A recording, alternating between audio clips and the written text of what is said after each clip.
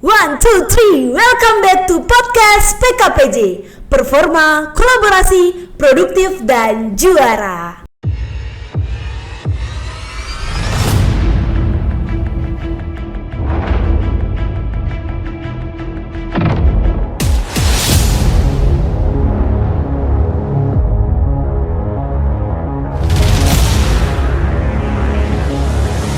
Halo Sultan Bahari, kembali lagi bersama saya Rere di acara yang kita nanti-nanti, yaitu podcast Politeknik Kelautan dan Perikanan Jemberana. Nah, pada episode kali ini kita kedatangan tamu yang sangat istimewa, di mana beliau merupakan direktur dari Politeknik Kelautan dan Perikanan Jemberana. Kita sebut dengan hormat Bapak Ilham SSTPI MSc PhD. Halo Bapak.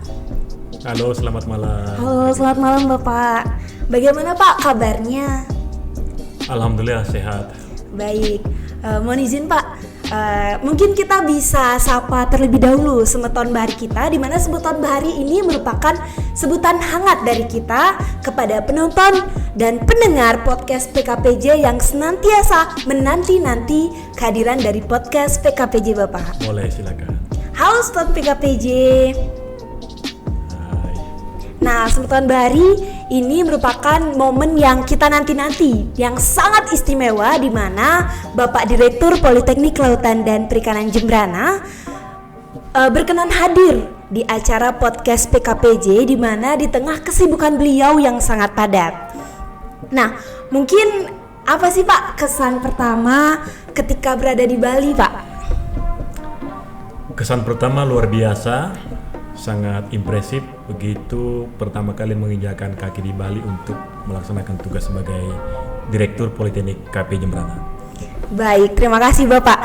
Nah, sebutan bahari juga lagi pada kepo nih Pak, terkait seputaran Politeknik Kelautan dan Perikanan Jemberana. Kita ketahui bersama bahwasanya Bapak kemarin itu ditugaskan di Politeknik AUP dan sekarang itu diamanahkan di Politeknik Kelautan dan Perikanan Jemberana. Bagaimana sih first impression atau kesan pertama Bapak ketika bertugas di Politeknik Kelautan dan Perikanan Jemberana?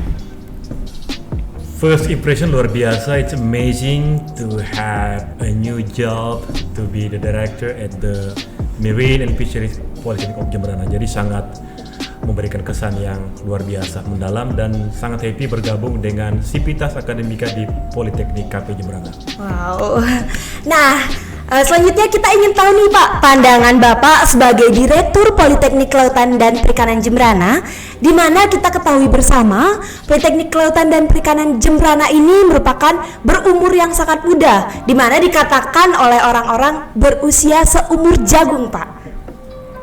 Tentu luar biasa ya mendapatkan kesempatan untuk bergabung dengan Politeknik KP Jemberana. Saya tahu lembaga pendidikan tinggi vokasi ini baru atau belum lama berdiri, tapi tentu saja dengan usia yang relatif baru ini kita justru punya peluang kesempatan untuk berkiprah lebih besar lagi dalam rangka memajukan pendidikan tinggi vokasi di Indonesia, khususnya di bidang kelautan dan perikanan. Nah, benar banget Pak, umur bukan menjadi masalah yang utama ya Pak. Betul.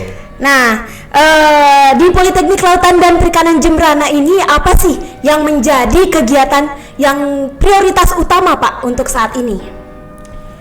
Menurut saya, dan ini menjadi agenda utama ketika saya ditunjuk menjadi direktur, ada beberapa hal yang menjadi fokus dan prioritas kita. Yang pertama, kita harus fokus untuk meningkatkan performa kita. Yang kedua, kita harus fokus untuk meningkatkan kolaborasi dalam artian sinergi dan kerjasama, baik itu internal maupun eksternal. Fokus yang ketiga, bagaimana kita mengembangkan karya-karya inovasi, karya-karya yang produktif. Dan yang keempat adalah bagaimana kita meningkatkan daya saing untuk bisa meraih gelar juara. Nah, benar banget Pak. Nah, itu semua telah dituangkan di jargon Politeknik Kelautan dan Perikanan Jemberana, yaitu performa, kolaborasi, produktif, dan juara. Betul. Nah, sekarang kita juga ingin tahu apa sih Pak harapan atau planning Bapak ke depannya kepada Politeknik Kelautan dan Perikanan Jemberana. Ke depan kita ingin membawa secara bersama-sama Politeknik Kelautan Perikanan Jemberana ini menjadi lembaga perguruan tinggi yang dikenal oleh komunitas nasional maupun internasional. Kita ingin dosen-dosennya bisa meningkatkan kapasitas pendidikan di bidang kelautan dan perikanan. Kita ingin tarunanya bisa lulus dengan kompetensi yang unggul dan mumpuni. Itu harapan kita ke depan. Nah, benar banget Pak. Jadi dari seluruh aspek kita harus menjadi seorang yang juara. Nah, kita ketahui bersama nih Pak, bahwasanya Bapak juga dulu pernah menjadi seorang taruna. Yes. Mungkin bisa diceritakan nih Pak sedikit kepada Sultan Bahari yang kepo juga nih, bagaimana sih menurut Bapak seorang taruna itu? Wow, very interesting question ya. Saya menjadi taruna kurang lebih pada kisaran waktu tahun 1996 sampai tahun 2004 tahun di Gembleng menjadi taruna. Yang jelas pengalaman yang sangat luar biasa, banyak kesan pengalaman hidup di sana.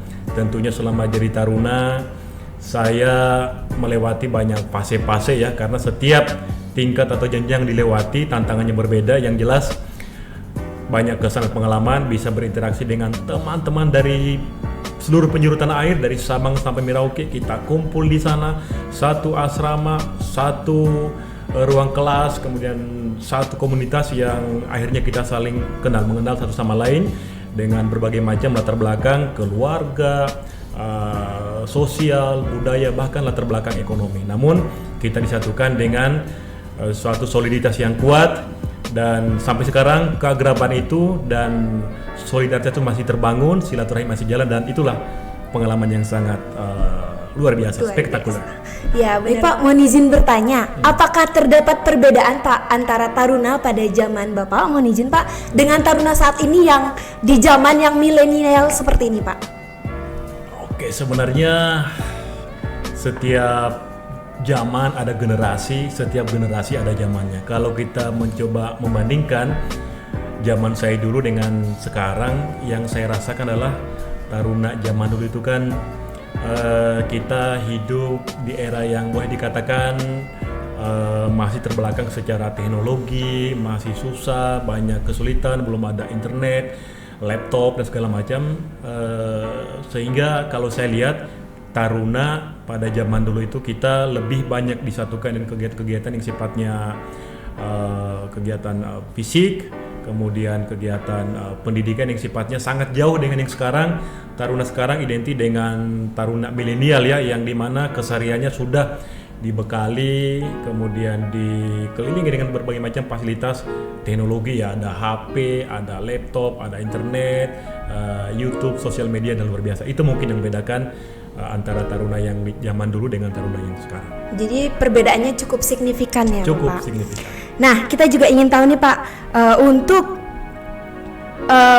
Bapak kan sekarang telah mengenyam pendidikan itu setingkat S3 Pak. Betul. Nah, kita ingin tahu apa sih yang memotivasi Bapak sehingga sampai pada tahap mengenyam pendidikan di tingkat S3 Pak? Wow, saya dulu berangkat merantau kuliah ke Jakarta sebagai seorang anak petani dari kampung nun jauh di Sulawesi.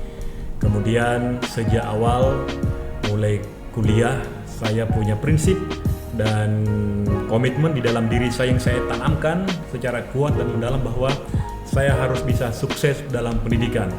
Bila perlu sukses sampai S2 dan S3, dan itu saya jadikan semacam cita-cita yang saya terus kejar, mimpi-mimpi yang terus saya selalu hidupkan setiap kegiatan dan keseharian saya. Dan alhamdulillah, jadi kalau ditanya modal utamanya adalah komitmen dan kesungguhan untuk meraih cita-cita yang tinggi, apapun cita-citanya. Nah, benar banget, kita harus menggapai cita-cita setinggi mungkin. Betul Banget. Nah, mungkin Bapak bisa membagi tips and trick bagaimana sih untuk meningkatkan minat agar para taruna dan Semeton Bahari ini mampu dan mempunyai keinginan untuk melanjutkan pendidikan ke tingkat yang lebih tinggi Pak, tidak hanya sampai di pendidikan diploma 3 seperti itu. Ya, pertanyaan sangat bagus sekali. Saya pun juga dulu sama ketika masih di SMA saya berpikir ini mau lanjut kemana ya, karena secara ekonomi kemampuan keluarga orang tua tidak cukup.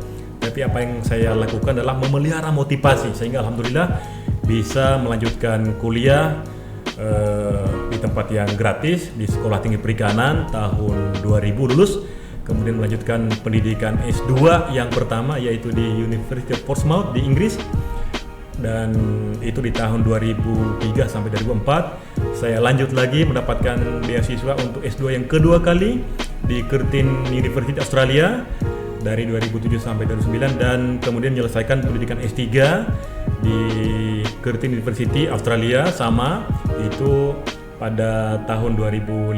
Saya menyelesaikan semuanya dengan program beasiswa.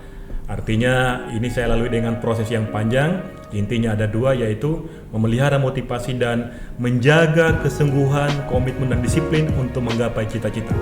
Nah Pak, di sini kami ingin bertanya nih Pak, apakah ada tantangan tersendiri pada saat melewati masa-masa tersebut Pak?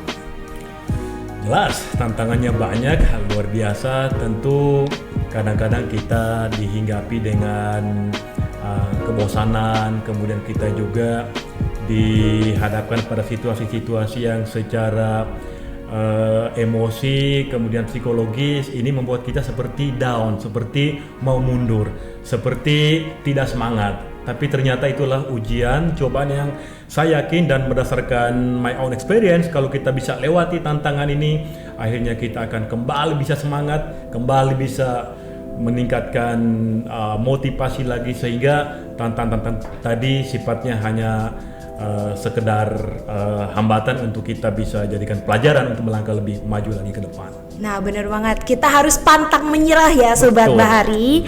Nah tadi saya scroll di akun-akun resmi Politeknik Kelautan dan Perikanan Jemberana nih Pak. Nah saya mendapatkan informasi bahwasannya terdapat perpanjangan penerimaan taruna baru, di mana kita ketahui bersama dari Semeton Bahari ini kebanyakan dari adik-adik yang baru saja lulus SMA dan setingkatnya Pak. Jadi masih bingung mau kuliah di mana, terus ngambil jurusan apa, seperti itu. Nah mungkin bisa diinformasikan Pak kepada Sobat Bahari terkait pendaftaran taruna baru di Politeknik Kelautan dan Perikanan Jemberana.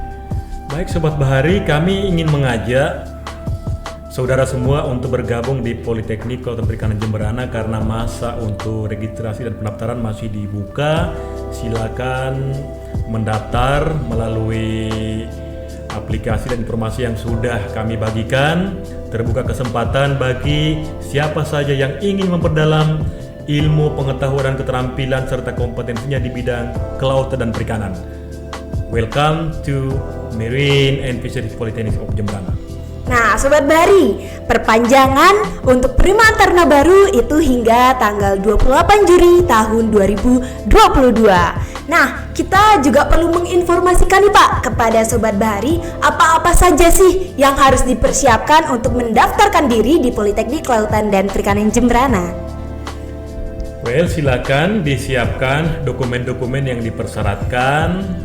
Tentunya bisa diperoleh melalui flyer, kemudian bisa browsing juga di Google ya Sobat Bahari. Jadi silakan mendaftar, melengkapi dokumennya, dan tentu mempersiapkan proses seleksi yang akan dilaksanakan begitu pendaftaran ditutup. Jadi siapkan kelengkapan berkas, tentu siapkan mental, siapkan fisik untuk uji seleksi lebih lanjut. Nah benar banget Sobat Bahari, jangan lupa dicatat apa-apa saja yang harus dipersiapkan.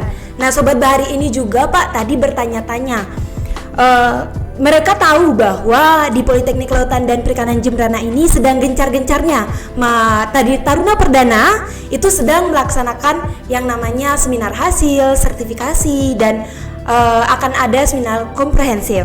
Nah dari Sobat Bahari ini bertanya Pak, bagaimana sih pandangan atau gambaran dari Bapak Direktur itu terkait lulusan Politeknik Kelautan dan Perikanan Jemberana yang sudah siap di dunia kerja? Berbahagialah para taruna yang sebentar lagi akan menyelesaikan pendidikannya di Politeknik KP Jemberana, karena ladang pengabdian sebentar lagi terbuka untuk Anda. Lautan masih sangat luas, samudera terbentang. Silakan nanti berkiprah di bidang-bidang perikanan tangkap menanti Anda, industri budidaya menanti Anda, industri pengolahan ikan menanti Anda, dan kita bersyukur bahwa serapan lulusan untuk Politeknik KP Jemberana luar biasa. Begitu lulus banyak diserap oleh industri, oleh stakeholder yang membutuhkan kompetensi yang kita miliki sebagai lembaga pendidikan tinggi vokasi. Baik. Luar biasa. Baik, kita harus notice nih Pak kepada Sobat Bahari, mengapa harus memilih Politeknik Kelautan dan Perikanan Jemberana? Nice question ya. Jadi at least I have 4 answers for that question. Paling tidak ada 4 jawaban yang bisa saya sampaikan. Yang pertama, bidang kelautan perikanan itu adalah bidang yang masih sangat seksi saat ini.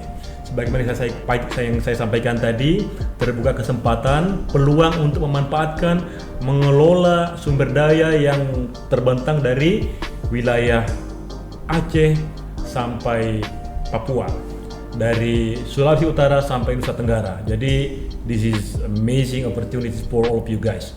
Yang kedua, ini lokasinya Politeknik KP Jemberana di Bali loh. Bali siapa sih nggak kenal?